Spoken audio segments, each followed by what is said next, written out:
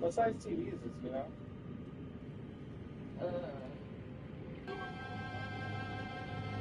My parents are getting it.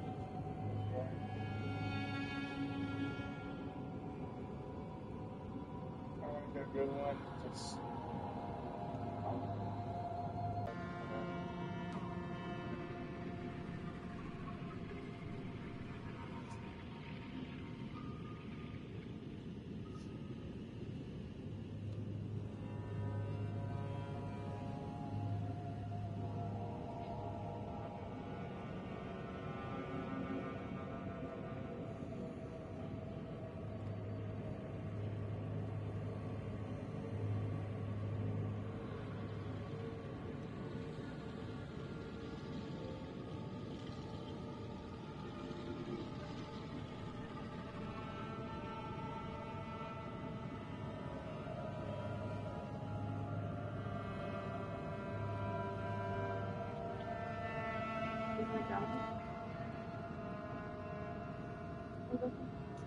Yeah, I believe so.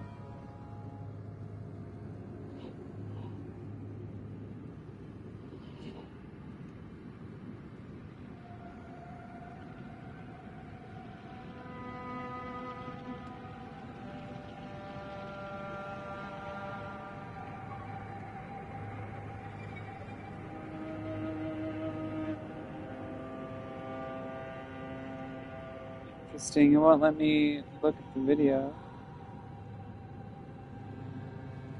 Here, send this to you on Instagram, Gracie. Could you go ahead and click it and see if it actually works for you?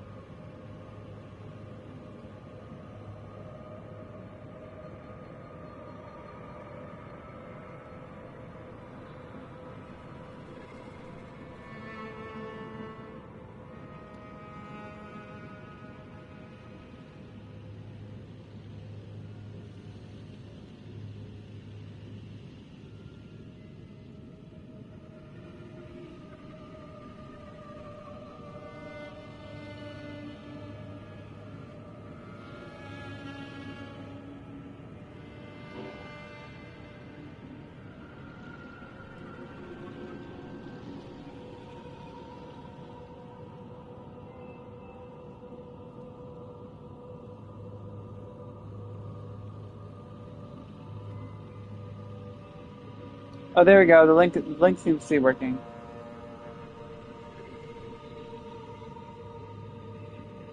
Oh, there we go. The link seems to be working.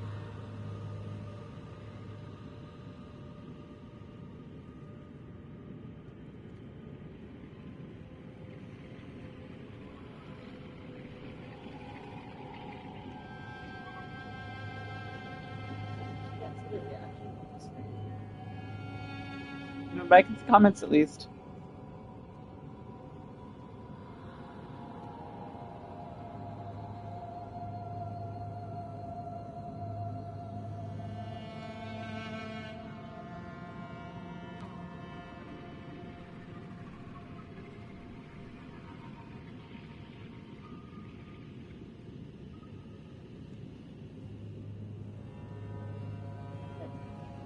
Gohan, great school.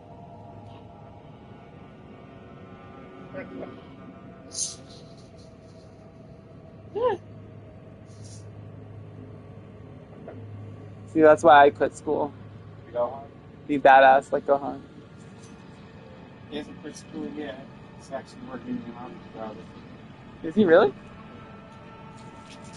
Like every Japanese man wants to be a business. Damn, even Gohan can't escape Japanese culture. Thanks, Mom. That's why I'm gonna be like Goku instead and be even more badass. Never go to school. Fucking become the hero of the universe. Hero of the multiverse. It really is.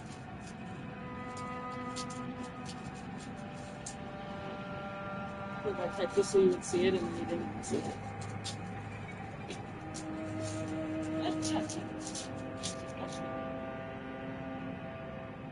You're just gonna chill there? Aren't you streaming? No one's can even see me streaming because I haven't shared it to any of my socials. So I still have to share it. You're gonna do it for me? No.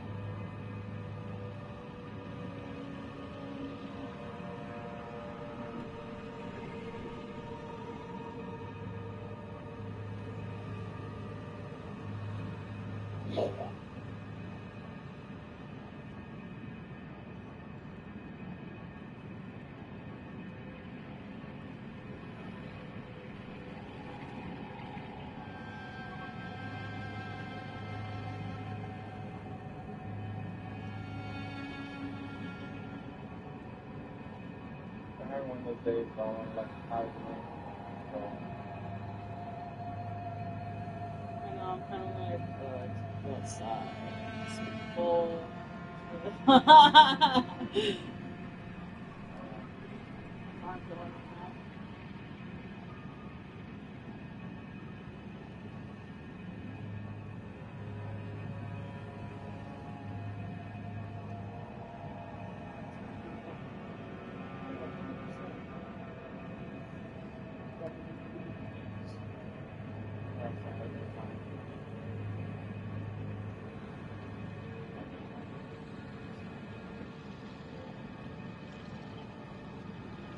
it's not working out.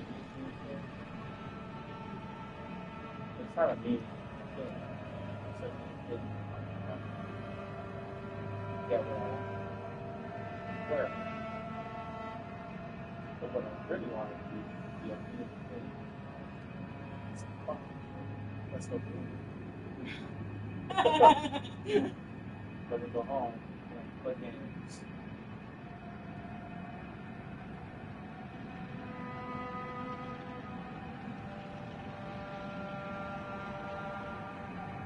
That is safe.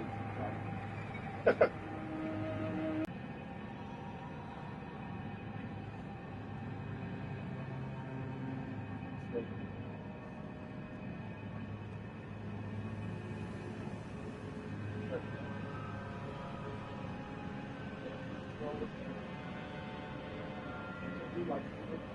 I just don't like going there.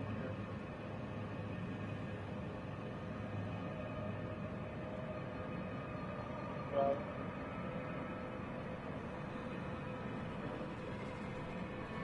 the problem is Monday, but we're in here for 2 hours.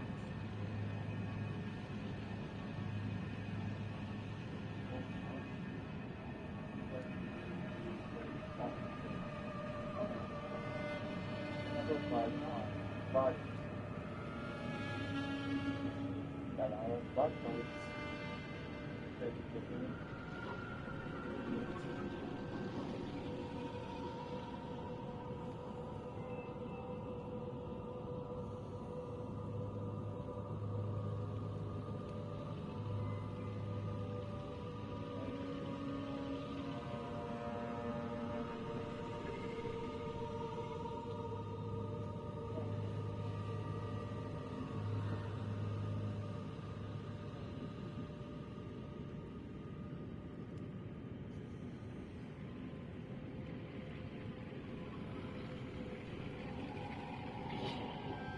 How about this one for the train?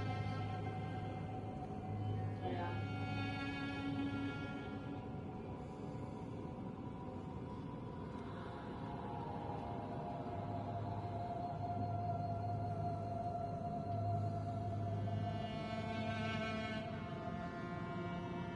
wouldn't take that long if I were going to go afterwards. But that's what I was doing. I was just filming myself. I go straight to the gym right after work, and then I just walk around. All right.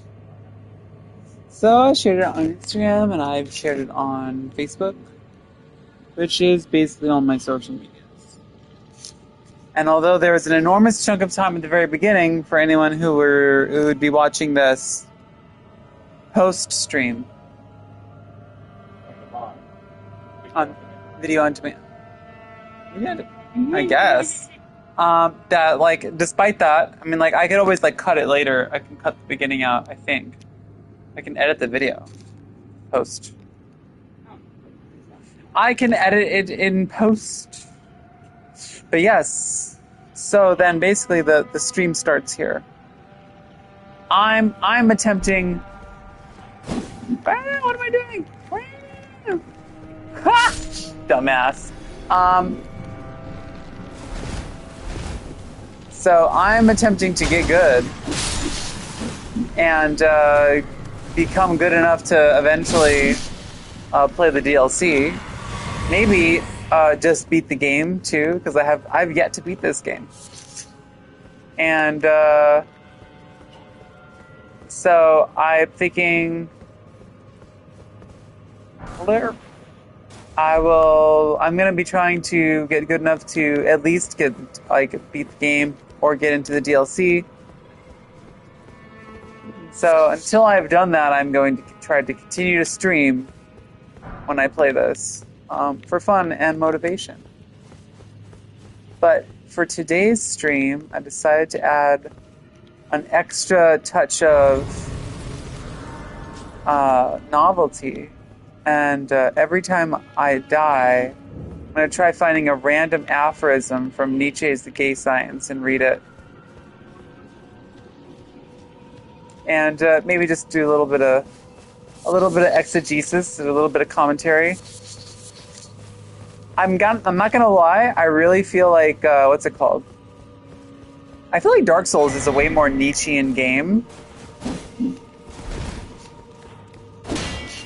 Woo! You know, it's actually funny. What? Yesterday when we were watching fucking K-Series.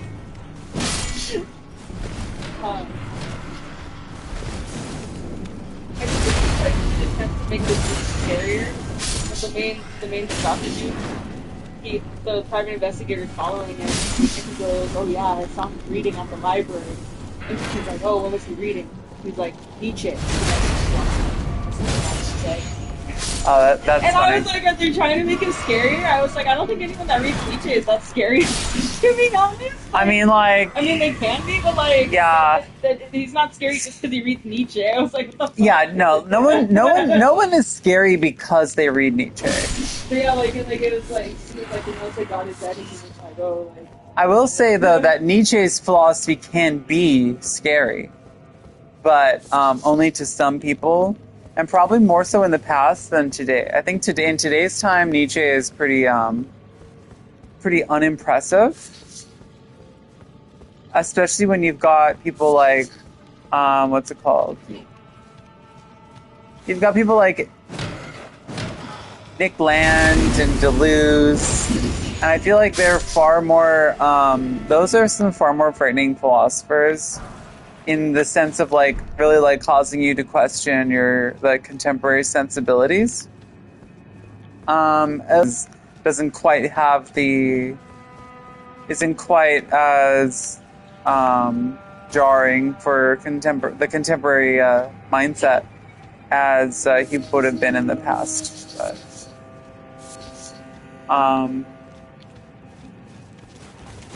I do feel like Nietzsche, if you understand, if you really read Nietzsche and you understand the implication of his work, I think it can still be quite unsettling, quite jarring for the contemporary audience, for a contemporary audience. But like just not like he was when he first wrote this stuff. I think during that time he was like I think like probably a little bit. I think it was probably would have been difficult to digest.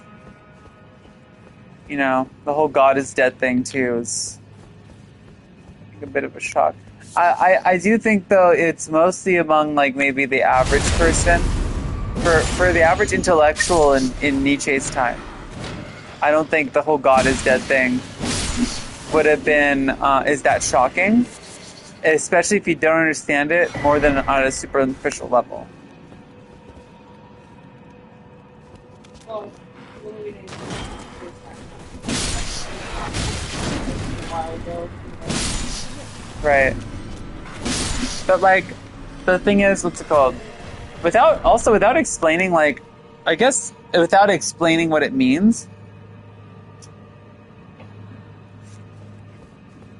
the whole God is dead thing, I guess it can sound kind of like, ooh, what a, like, oh, isn't that the philosopher that, like, said God is dead? And it can sound very, like, whoa, edgy and whatnot, right?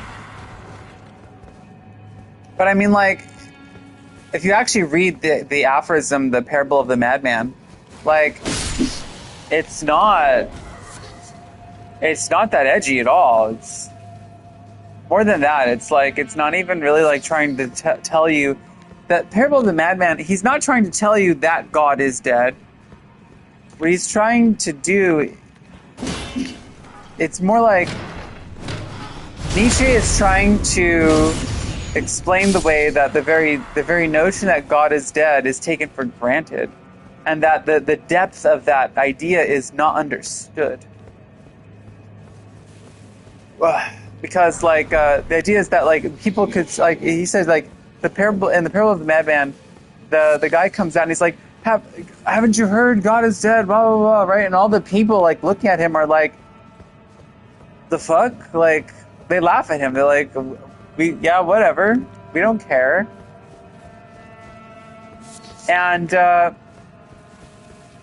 right, the point though of that parable is not to shock people with the knowledge that God is dead, but to shock people with the knowledge that you don't even understand what it means for God to be dead.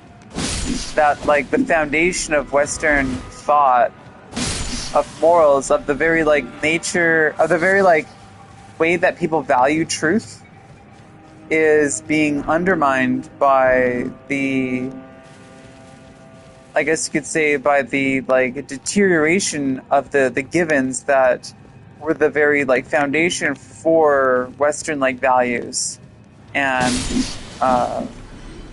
like thought and culture as it developed in the like Anglo-European sort of like world or whatever.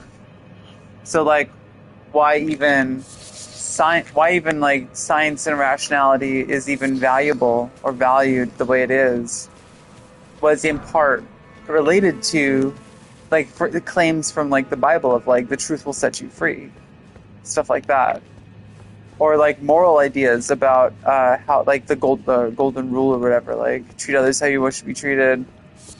The idea of turn the other cheek. All these like there's all these like moral ideas that are at the heart of Western moral life that are built on a Christian ethic. And the death of God and the deterioration of the Christian worldview is basically undermines like the foundation for Western sensibilities and values. So it's like so here you have like people say like taking for granted, yeah, there's no God, whatever. Not realizing the implication, the slow tectonic shift that is implied in being even able to take that for granted. That they do not see the way that a whole completely derailing and undermining of a way of life is coming that they're not aware of. Like, I love that line, who gave us the sponge to wipe away the horizon? Right, like, did they not see that, like, the greatest the greatest murder that has ever taken place. Like, God is dead and we have killed him, and the greatest murder that has ever taken place has happened right under their nose, and they're responsible, and they don't even see it.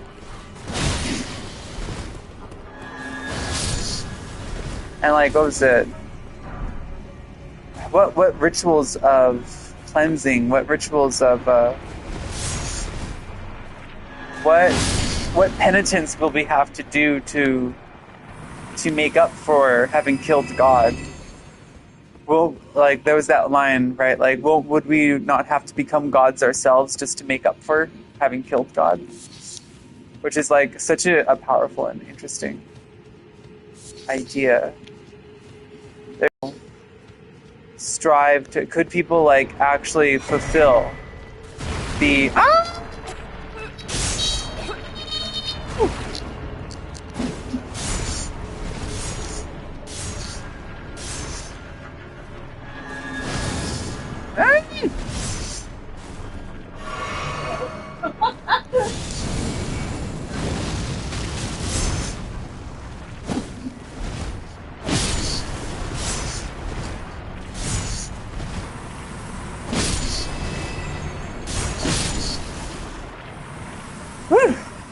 but like, could people actually fill the shoes, you know, of this of the void left by God,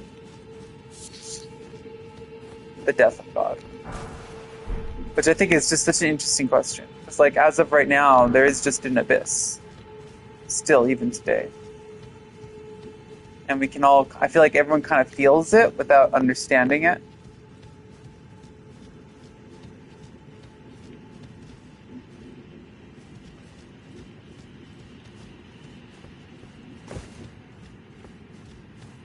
It's just like the crisis of meaning. Like, what is the point of life? You know, the nihilism.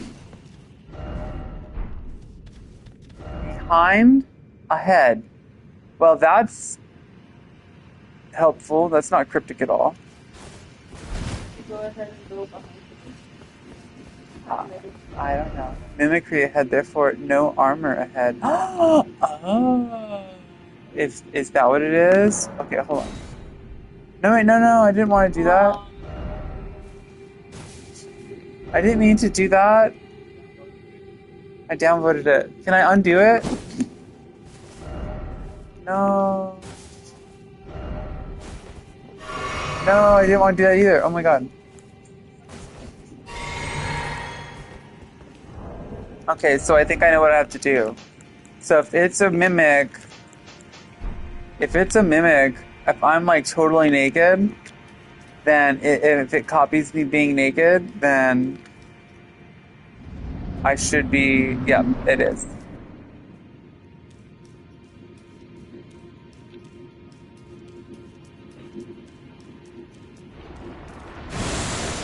Get back up. Let's wait till it forms. Alright, bud.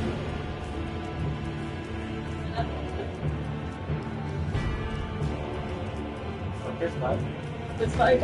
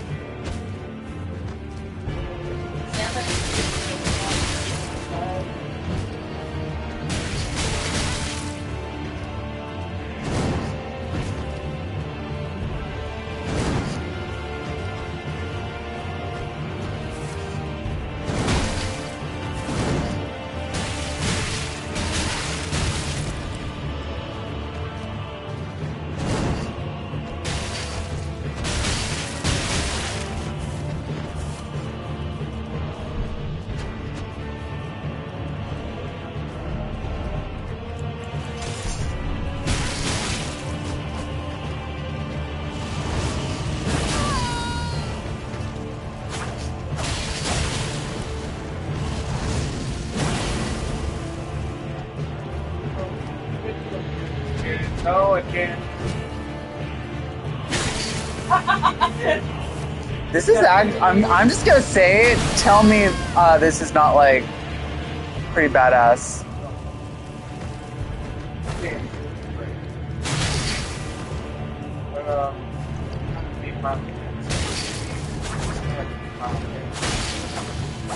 I'm just gonna say right now, my character, like, fighting basically naked with the black knife assassin dagger is pretty fucking hot. Not gonna lie. Huh? Oh, backstab. No, that would have been so fucking cool. No, sadly, I did not do backstab.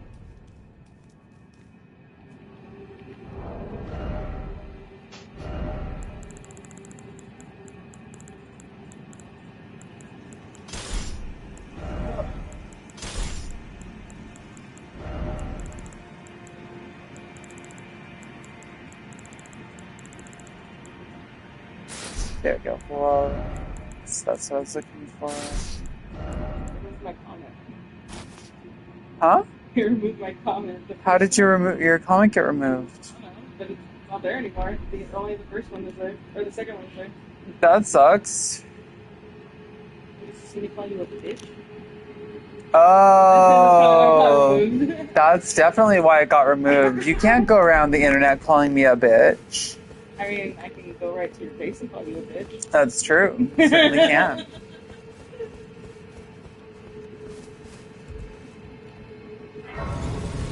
But not on YouTube, apparently. Guess not.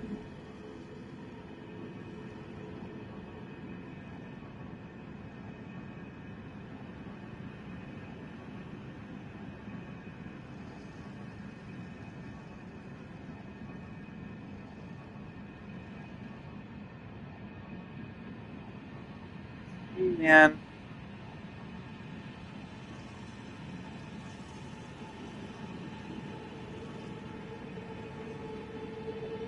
I do this. Why am I streaming like this? Why? Because it makes it more fun to play the games, honestly.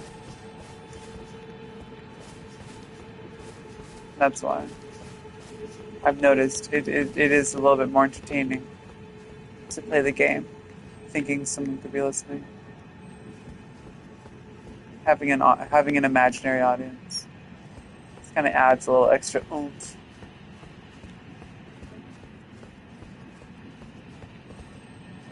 All right, so I hear the sound of one of those little. Why are the what? You know what I want to know is why they decided to make the little guys that give you extra weapon arts. Why they decided to make them dung beetles? Like, why are they dung beetles? Of all the things they could have picked, why dung beetles? I mean, don't get me wrong. I have no problem with dung beetles. What? I don't see myself. Oh. I hear the sparkly sounds, but I don't see them.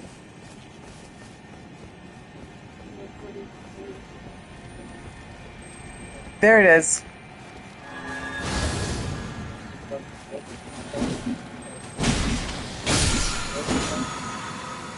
Yes.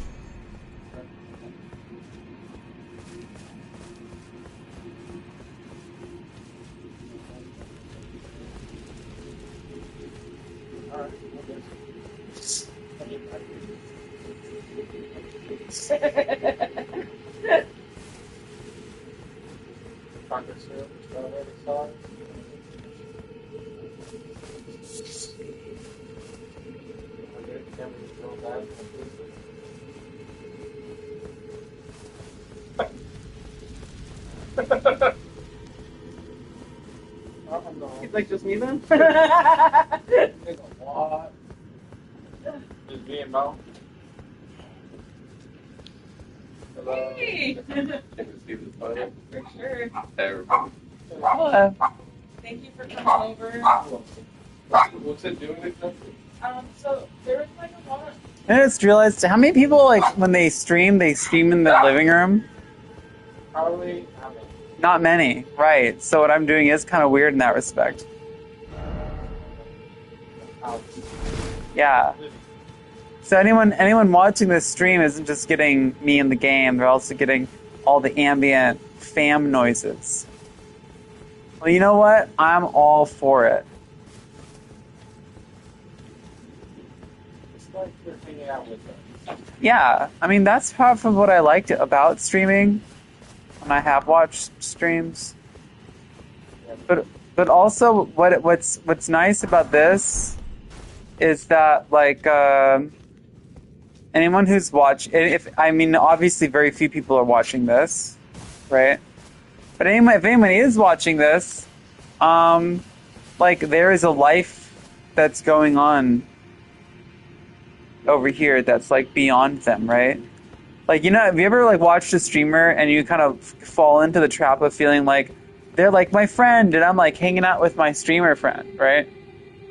Well, I'm sorry, but there is actually a whole life going on over here that doesn't involve you, the listener. And I don't know. I feel like that's a good reality check if anyone needs it. Like, there's a dog over here. If anyone's watching this, you can't see this dog. It's a part of a life that you have no part of as an audience. And that's not meant to like make you feel bad, but like, you know, you're watching kind of it is like an alienated sort of experience, you know, watching a stream. I'm not going to let you forget that. Because you can't pet this dog. I'm sorry. You can't. Unless it's someone you know. Unless it's someone they know, and then they can come over and pet the dog. And Molly is a sweet dog, isn't she? Look at you. You look so goofy.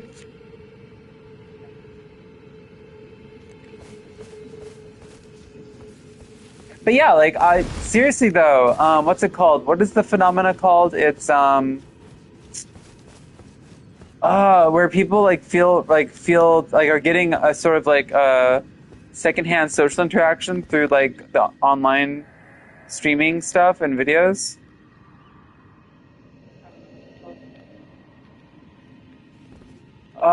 There's a term for it. Oh look, there it is. There's where the DLC is. Fucking hell.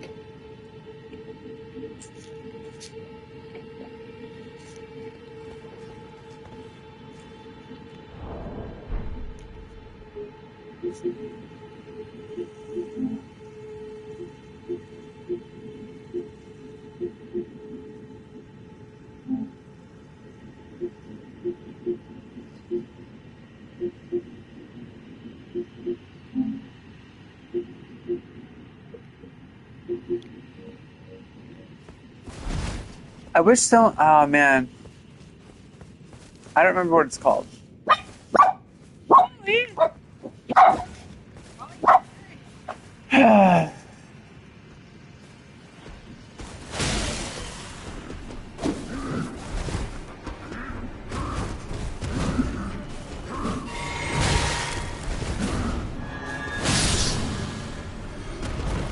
I swear it's on the tip of my tongue. It's on the tip of my goddamn tongue.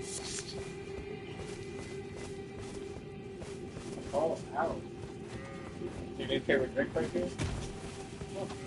New favorite drink? Hawk Tool. I know you have it! The Hawk Tool. Coconut rum, banana liqueur. Yes, parasocial relationships.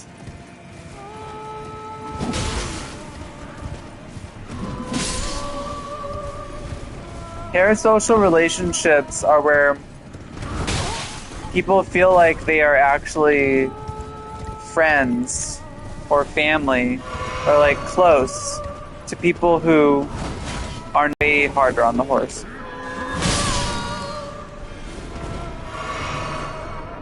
But parasocial relationships are like a major thing.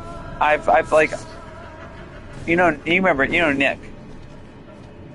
Like he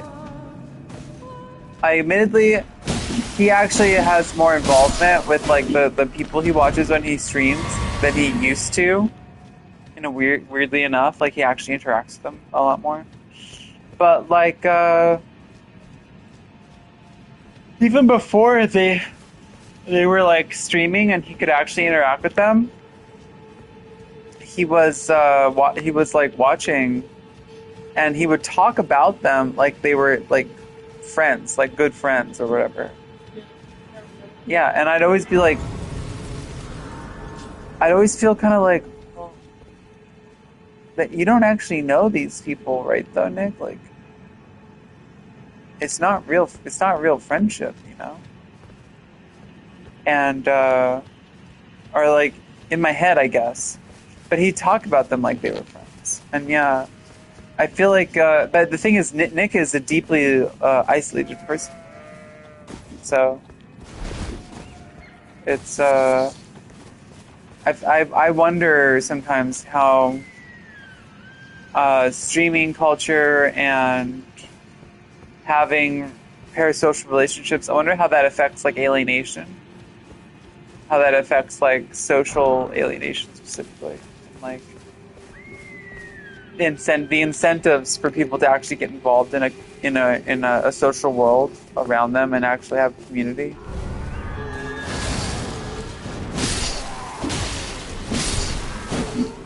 I don't know. I don't know either. If I ever really had a following, I think I'd have to stop. You know, for the streaming, I think I'd have to like.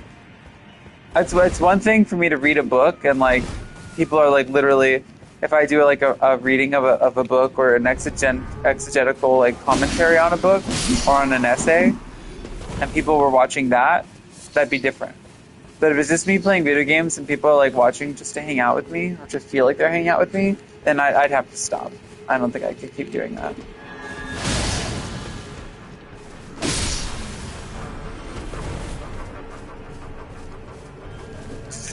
I love the music here.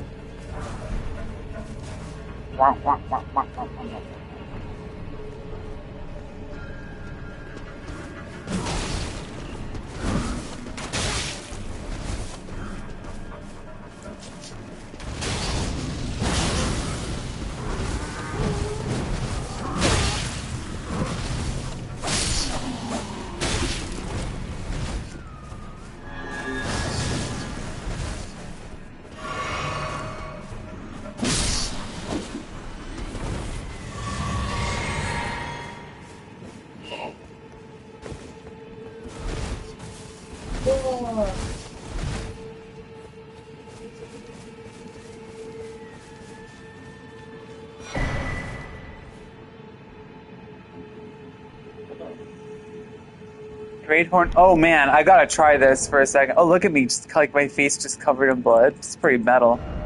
Oh fuck.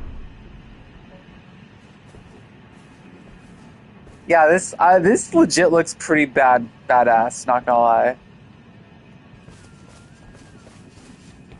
But I like just having the hair.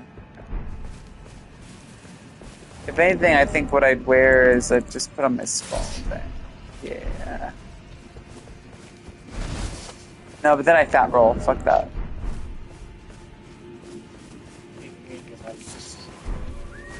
Yeah.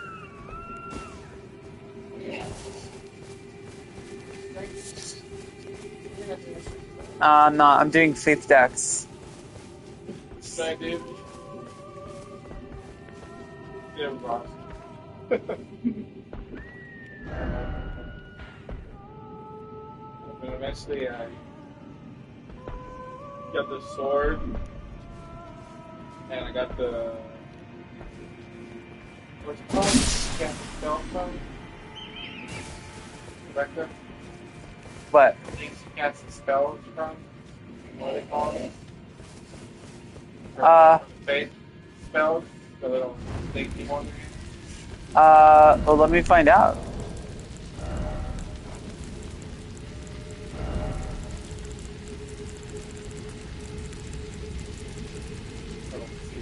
Seal, yeah. I've got the Godslayer seal because I like to use the dark incantations. I didn't see that one. The Black Fire, all those. Black Fireball is really good. If you hold it, procs them, and they go.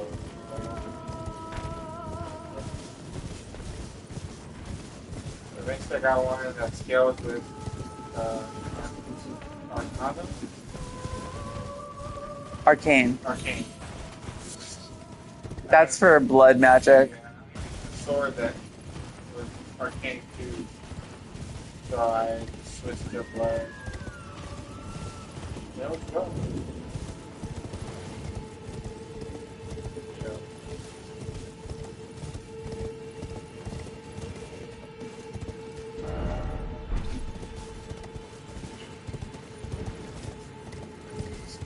Sword scale scale there too. The S scale. So even spells that weren't like spells. No. Oh, that was a different line, so Different life.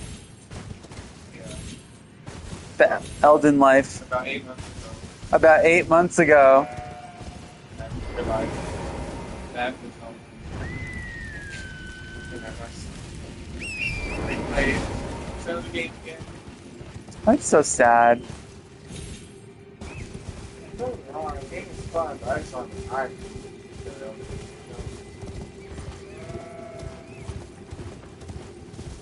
Yeah.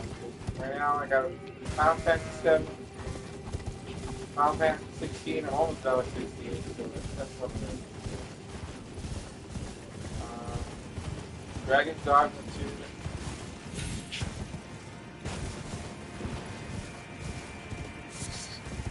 Then I can start thinking about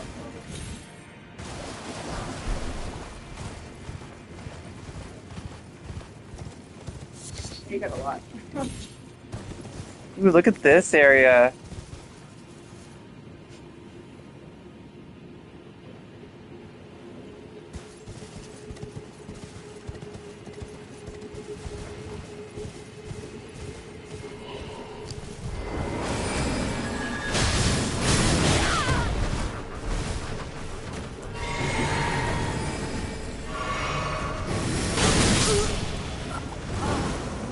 Well, that was probably a mistake.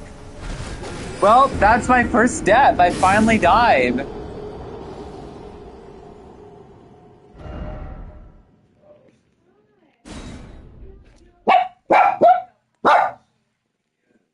Oh, shut up before I eat you.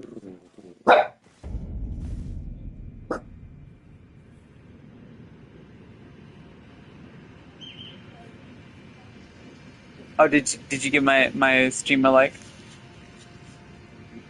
Did you? If you didn't, then someone else did. You did? Okay, cool.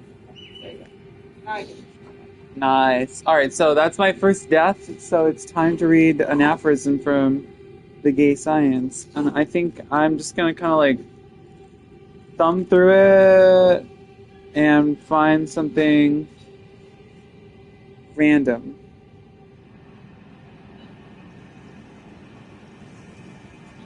All right.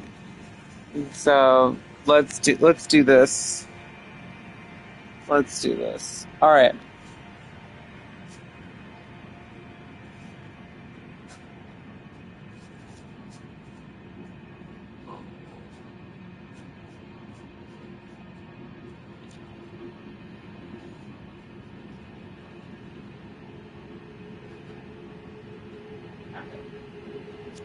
All right, yeah. Let's do this. Let's see. The history of every day. What is the history of every day in your case? What is the history of every day in your case? Look at your habits that constitute it. Are they the product of innumerable little cowardices and laziness, or of your courage and inventive reason? However different these two cases are, people might very well praise you equally, and you might actually profit from them equally, this way and that. But praise and profit and respectability may suffice those who merely wish to have a good conscience, but not you who try the heart and reins to make even conscience an object of science. What? Huh? Oh, I thought you said something. Oh, did someone else say something? Oh, it was your grandma probably said something. I heard a sound. Okay. But anyway, I wonder if people can even hear me very well. There's a lot of noises going on. Well, that's alright. Of course, I would rather you not, because, like, I swear, what's going to happen is that it's going to end up being, like... I'm gonna go get ready. I was gonna head on home actually. Oh, okay. Hey Dave, Justin. I'll go to the gym Wednesday with you guys. Don't go. Oh. Yeah. These ones even on cooking up. Alright, so some exegetical... I'll do a little bit of exegesis here because I feel like it's worth it. Like, to just randomly read from this book and then not try to, like, actually talk about it is, like, pretty superficial, I think, right? So... Oh, wait, here. So, if I'm not mistaken, I'm pretty sure that the way to read this is that...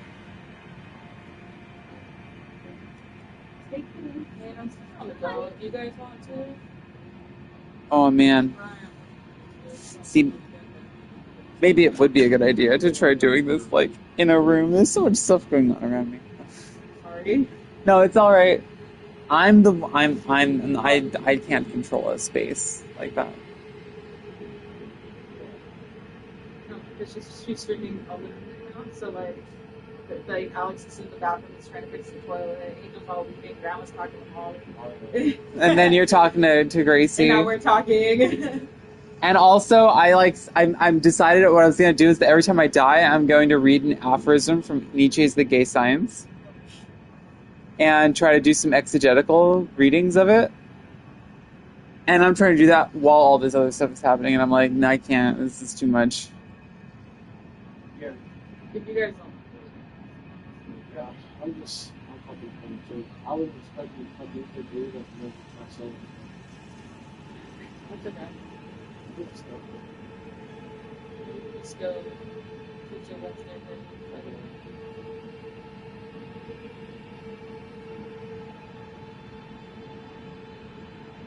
The funny makes it sick too. Yeah, it's good stuff.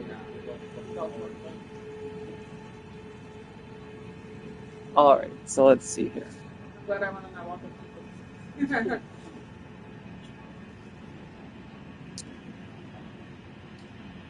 I am going to try reading this again and doing some exegesis. History of everyday life. What is the history of everyday life in your case?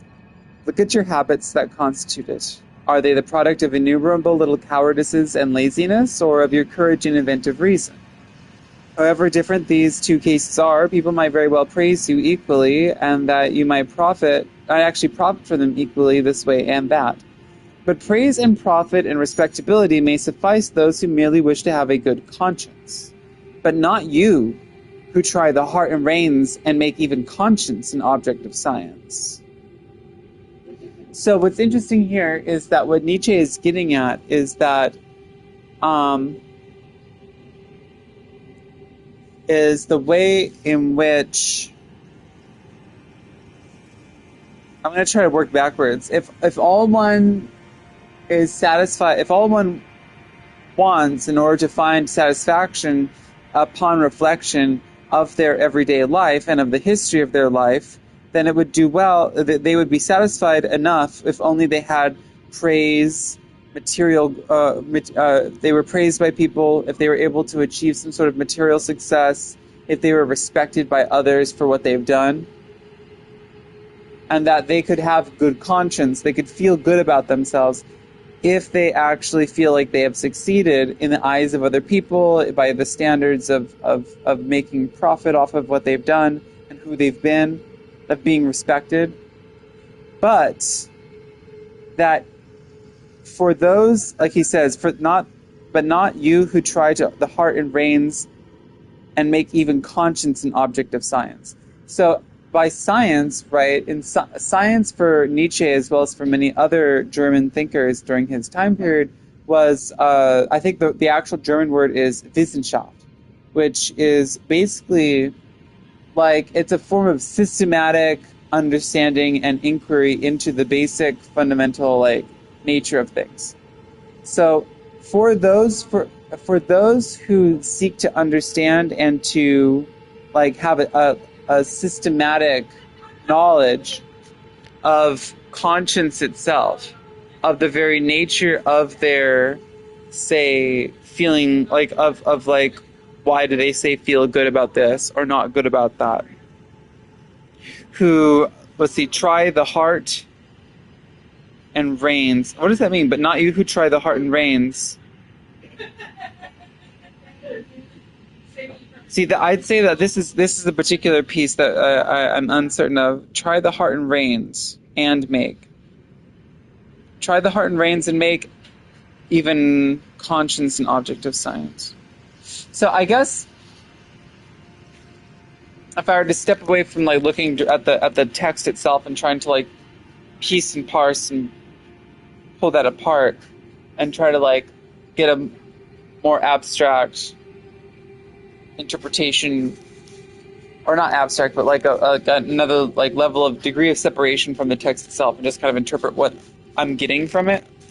I think that what is being described is how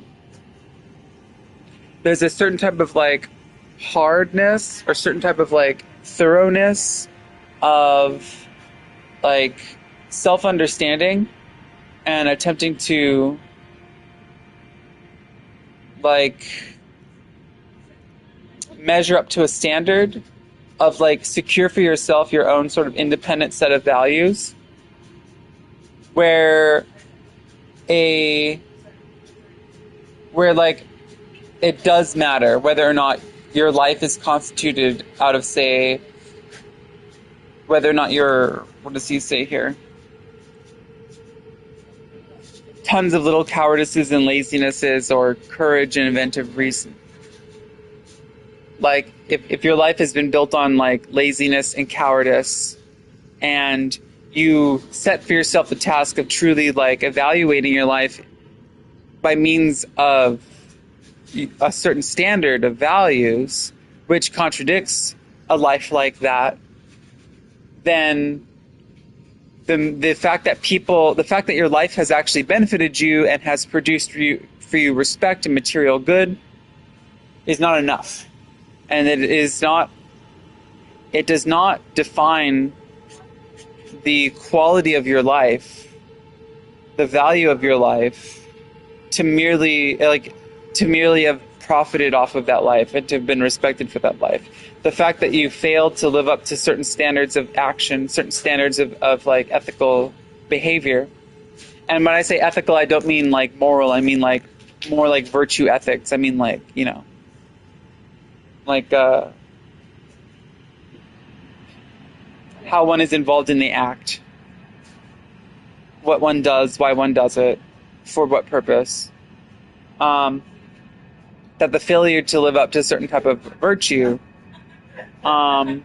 sort of goes like invalidates whatever sort of profit, respect, or praise that one gets from the life lived.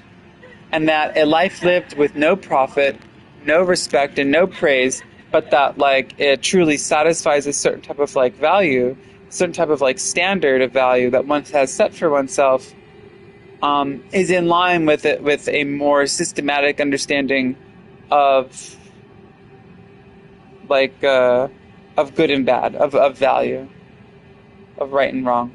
I think that's kind of where Nietzsche is getting at it, and I think that kind of fits with this idea that I've had for a long time, which is that Nietzsche is would kind of like align himself with, I guess you could say, the virtue ethicist to some extent. But anyway, that's enough of that. It's back to playing Elden Ring.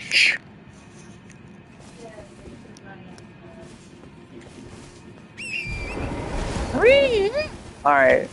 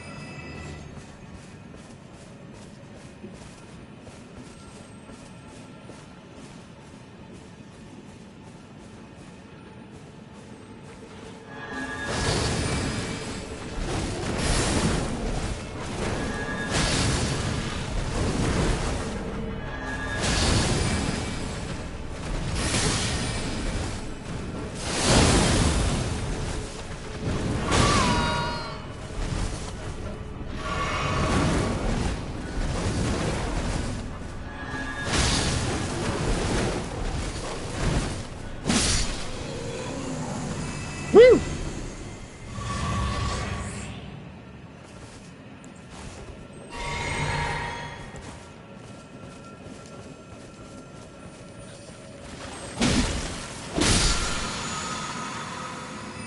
Why dung beetles, though? That is my question. Why the dung beetles? Why the dung beetles? Like, I have no problem with the dung beetles. I actually like them. But what an interesting choice.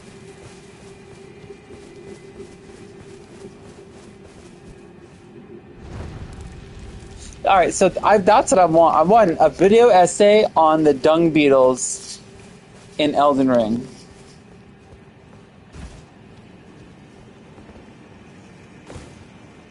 I want to see someone do it.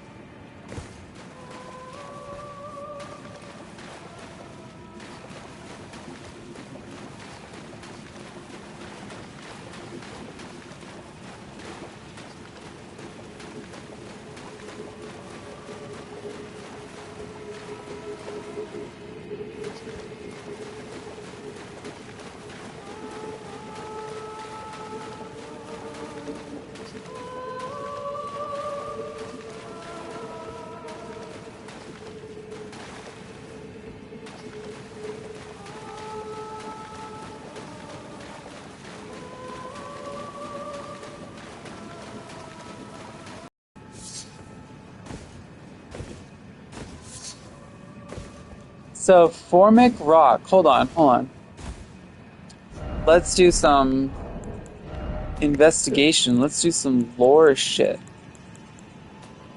Why? What is Formic Rock? What does it say about this area that it's found here? Rock formed from solidified giant ant venom.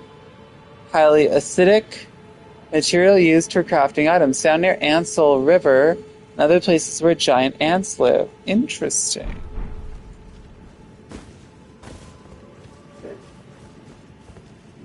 Alright. So if I've already played this area and I already know that there are giant ants later in this area, or like up ahead later on. But if I didn't, I would suddenly realize that there are giant ants somewhere around here. That's interesting environmental storytelling.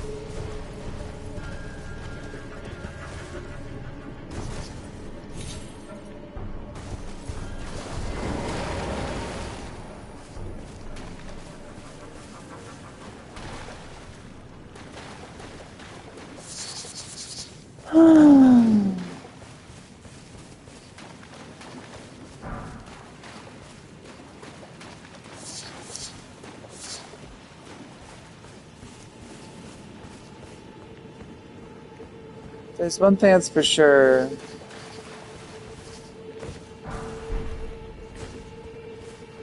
It's that this is probably the most environmentally beautiful of all the FromSoft games.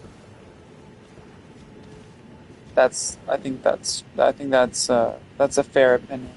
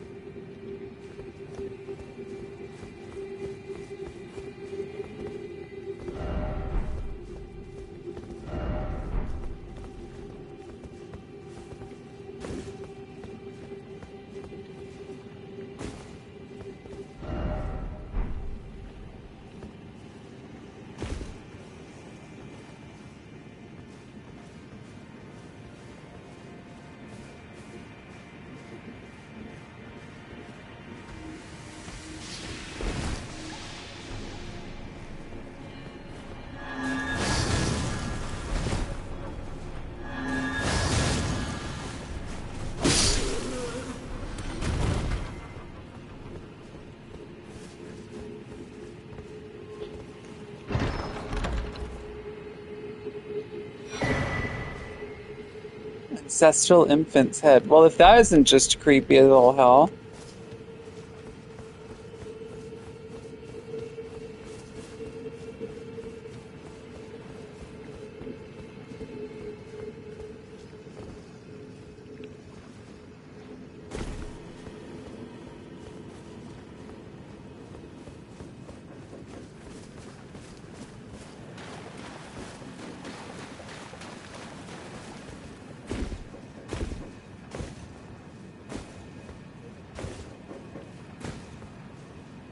Whee! Whee! Jump, jump.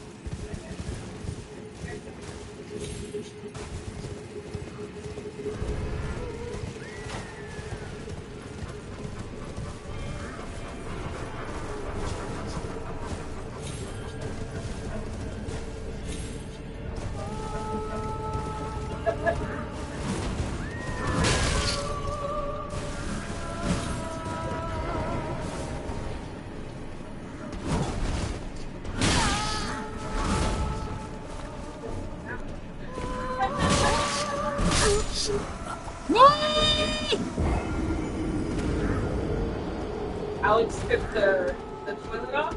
Yeah? It's literally filled with shit. Oh, that's... It's like shit, like actual shit. Like it's clogged with shit.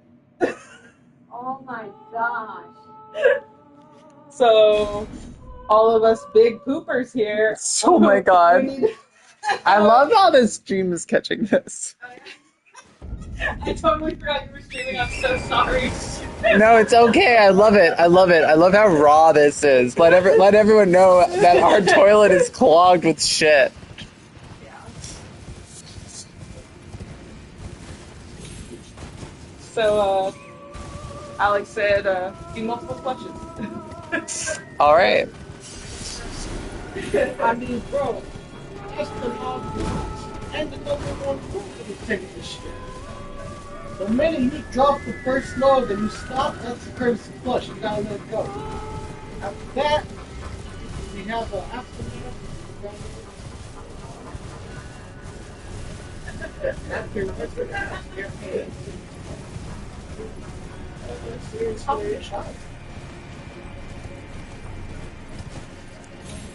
Oh.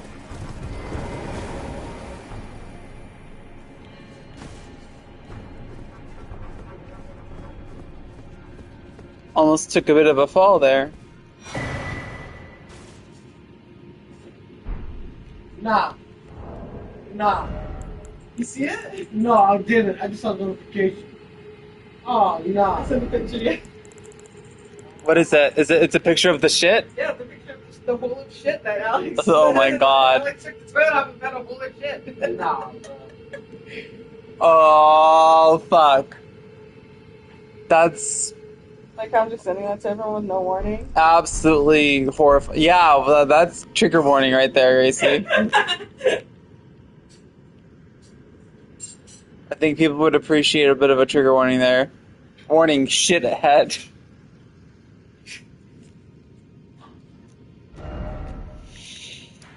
Okay. Oh. That fucking Matt.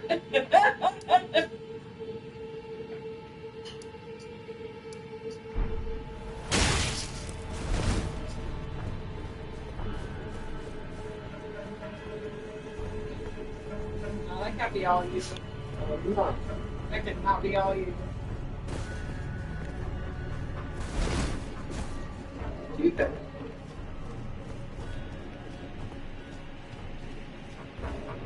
Here's the sequence. Oh, I'm dying to read this.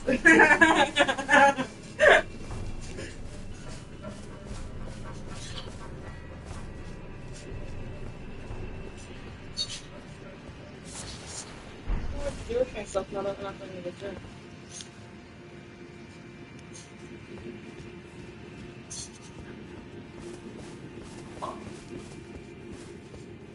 I don't know.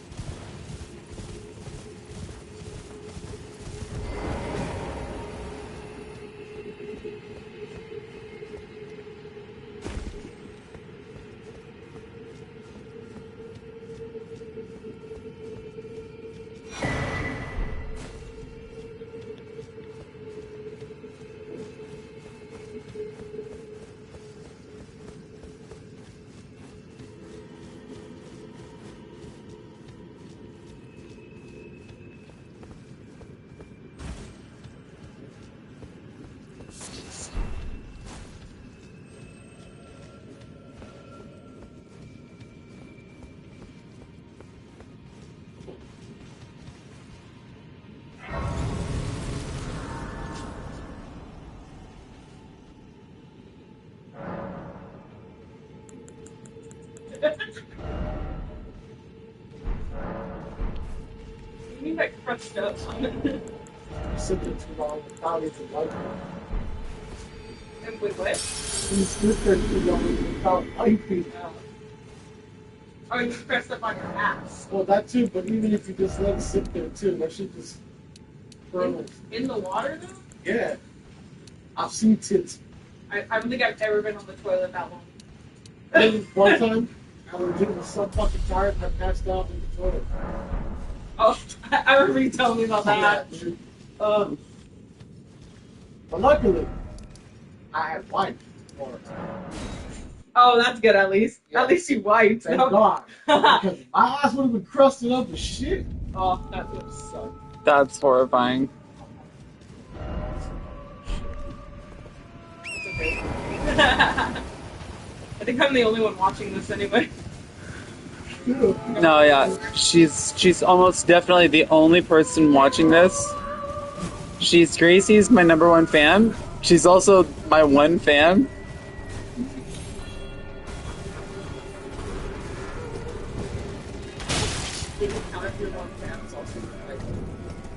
Yes, still counts.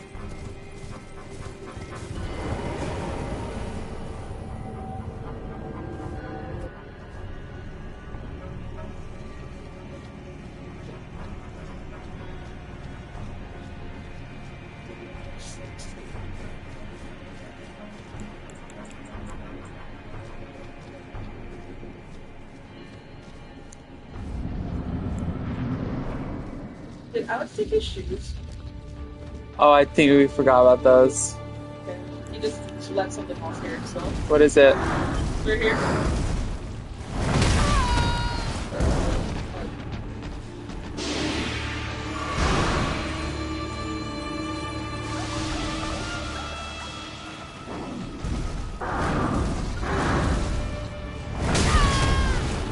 Oh, man. Oh, God. So close to death.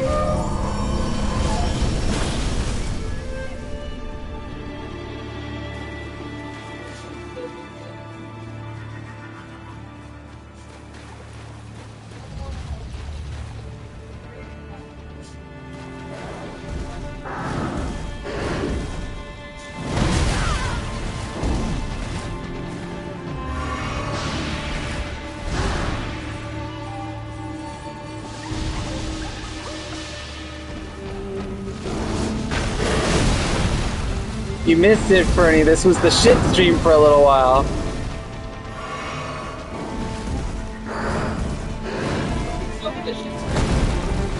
Yes, I finally dodged it!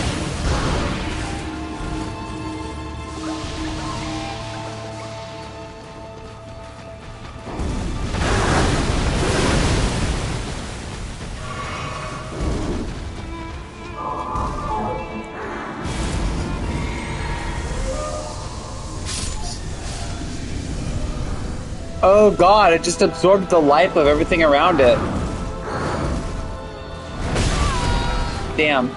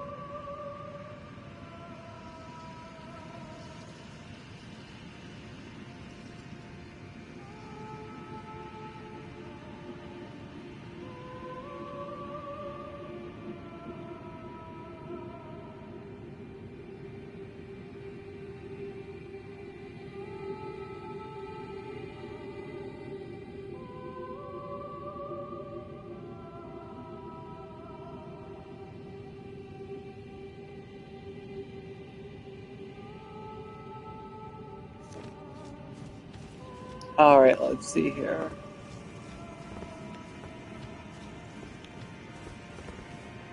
Whee! All right, was it worth it to do this jump here, or was this just totally?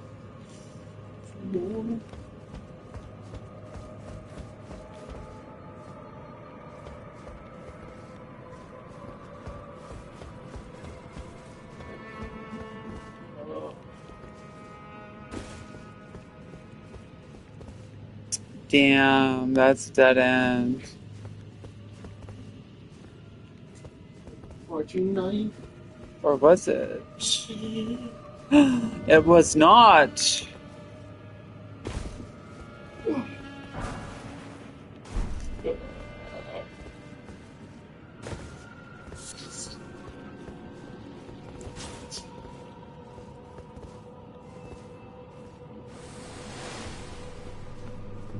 Oh, shit.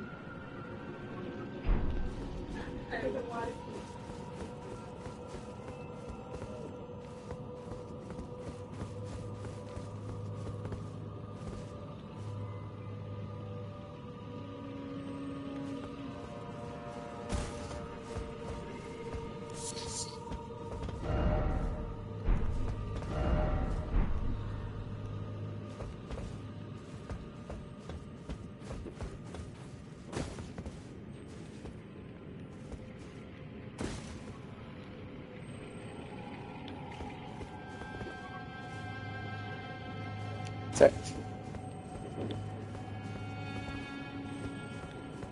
Let's see here. Alright, I can't get down this way. No. No, no, no, no way.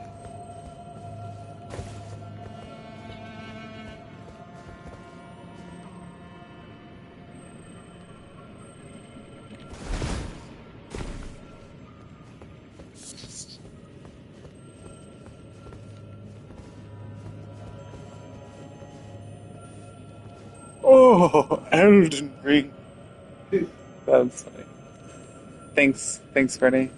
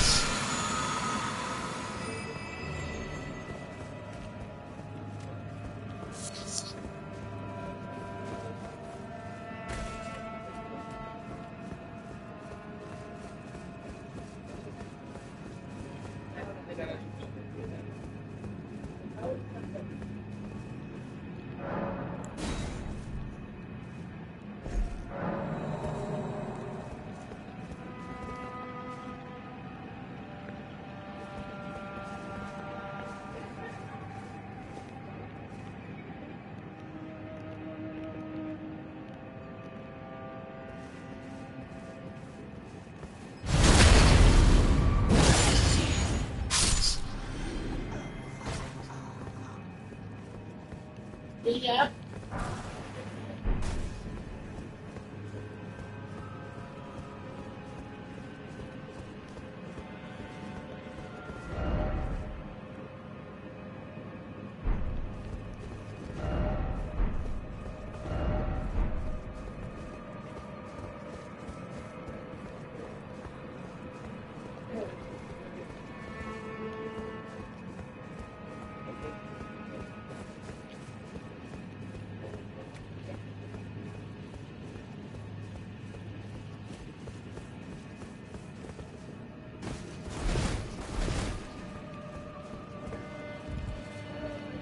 Oh, that fucker. This is the worst enemy in the game. Right there. Yes.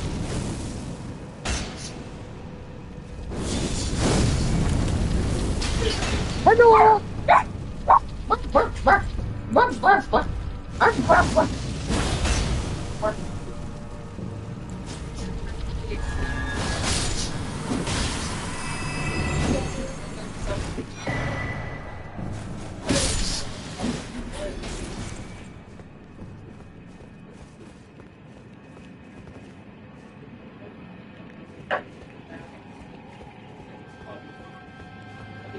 He fixed it, staked it and everything, but I didn't say how it got fixed.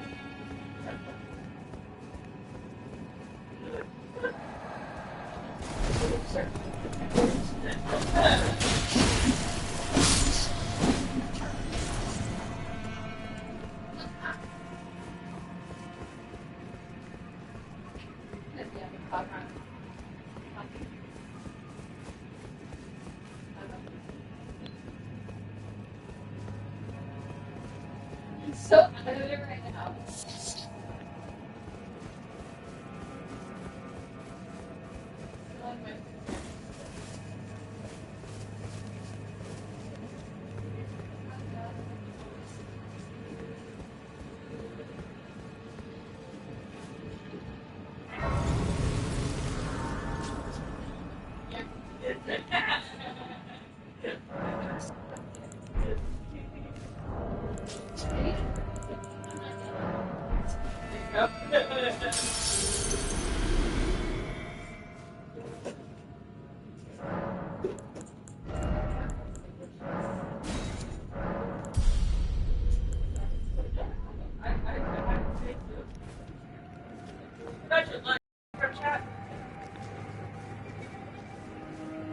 Attack you and everything.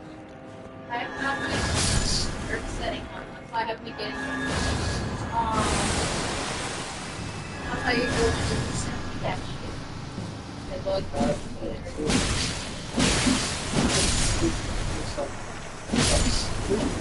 Not today. You see all that good.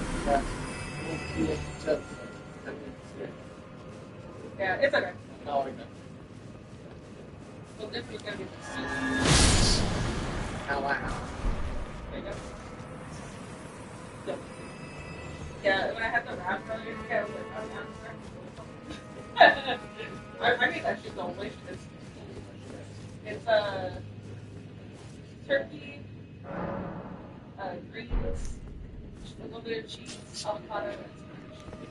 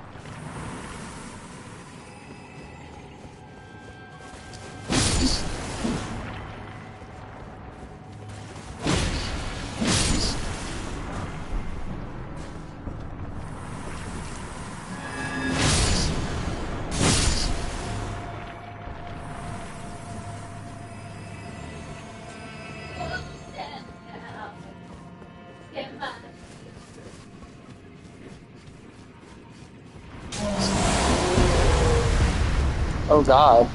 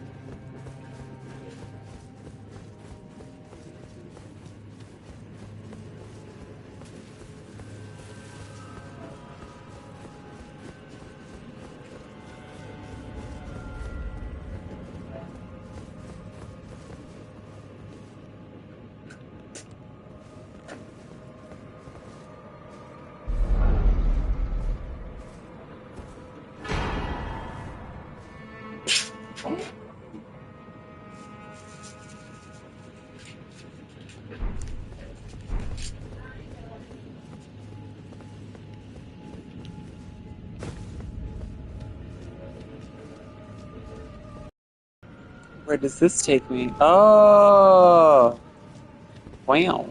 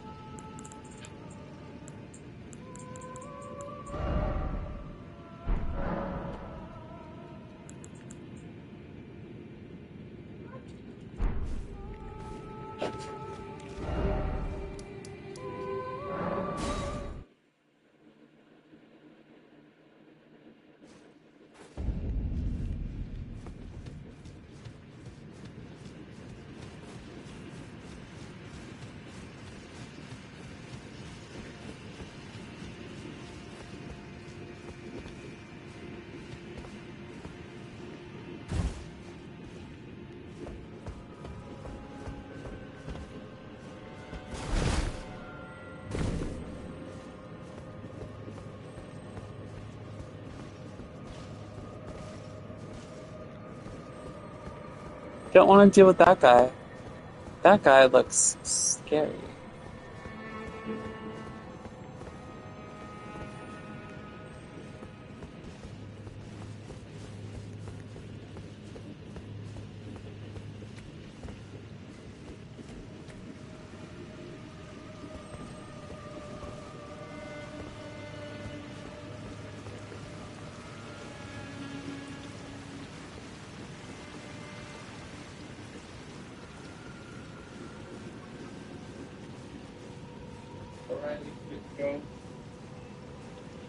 to go. When you flush the toilet, keep the handle pressed down until all the water goes. Okay. Because the canister inside the tank.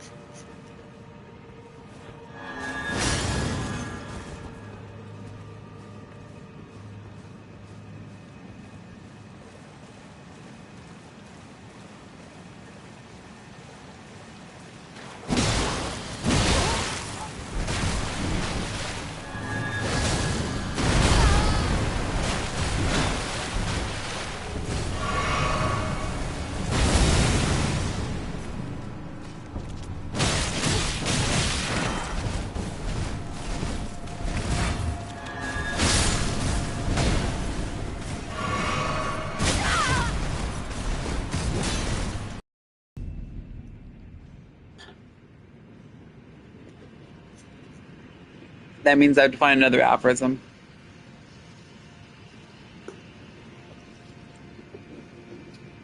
Let's see what my random flipping through the book gives me.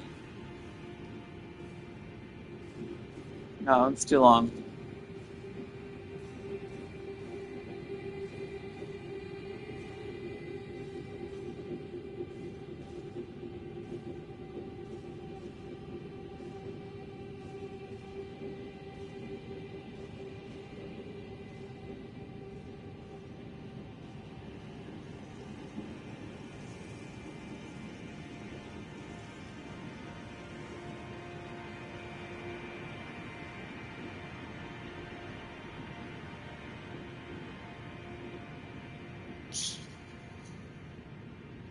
Nope.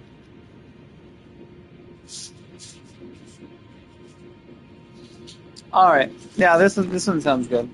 All right, I think.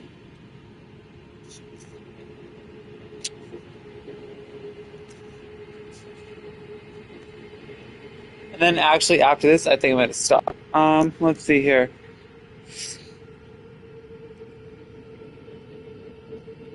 To those who preach morals, I do not wish to promote any morality, but to those who do, I give this advice. If you wish to deprive the best things and states of all honor and worth, then go on talking about them as you have been doing. Place them at the head of your morality and talk from morning to night of the happiness of virtue, the composure of the soul, of justice and imminent retribution. The way that you are going about it, all these good things will eventually have popularity and the clamor of the streets on their side, but at the same time, all the gold that was on them will have been worn off by so much handling, and all the gold inside will have turned to lead. Truly, you are masters of alchemy in reverse, the devaluation of what is most valuable. Why don't you make the experiment of trying another prescription to keep from attaining the opposite of your goal as you have done hitherto? Deny these good things. Withdraw the mob's acclaim from them as well as their easy currency. Make them once again concealed streets of solitary souls. Say that morality is something forbidden. That way you might win over for these things the kind of people who alone matter. I mean those who are heroic. But to that end, there has to be a quality that inspires fear and not, as hitherto, nausea. Hasn't the time come to say of morality what Master Eckhart said? I ask God to rid me of God.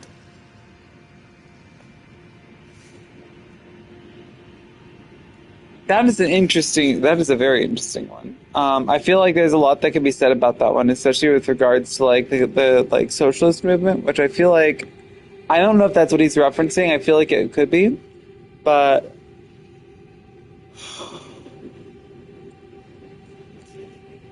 my basic understanding is that what Nietzsche is getting at is the way in which an appeal to the masses actually has a degrading effect on the quality of the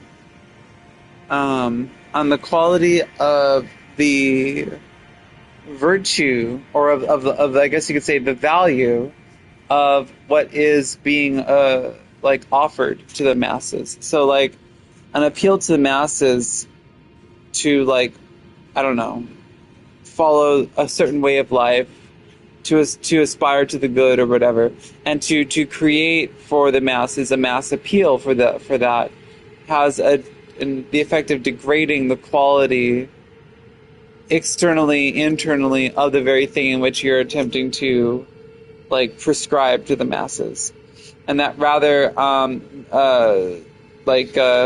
what you want to attract to your cause, to your virtue, to your good, is you want to attract those people who are willing to endure hardship, who are willing to do what is off the beaten path, what is willing to do what is not simply in line with a conformist sort of, what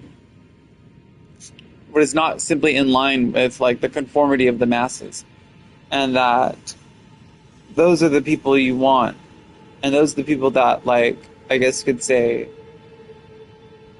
empower and like, I don't know, give grace or dignity to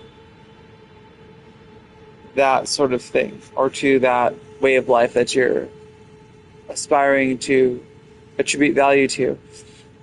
However, I don't know. I feel like this one is always this sort of like, there is this sort of like deep suspicion, and there's a deep suspicion and cynicism that or no, maybe not cynicism, but a deep suspicion and distrust of the masses that Nietzsche has, and of anything that has mass appeal. Nietzsche, if nothing else, was definitely the anti-conformist philosopher, if there ever was one. But I don't know. There's something in that one that's like makes me wonder, like, I mean, if say for instance, you know, if you wanted to, if you were, so I guess it's where the sentiments of that piece intersect with mass politics that, like, I think that certain debatable positions then pop up out of that, I think. And that's interesting. I think so. But anyway, that's all for today.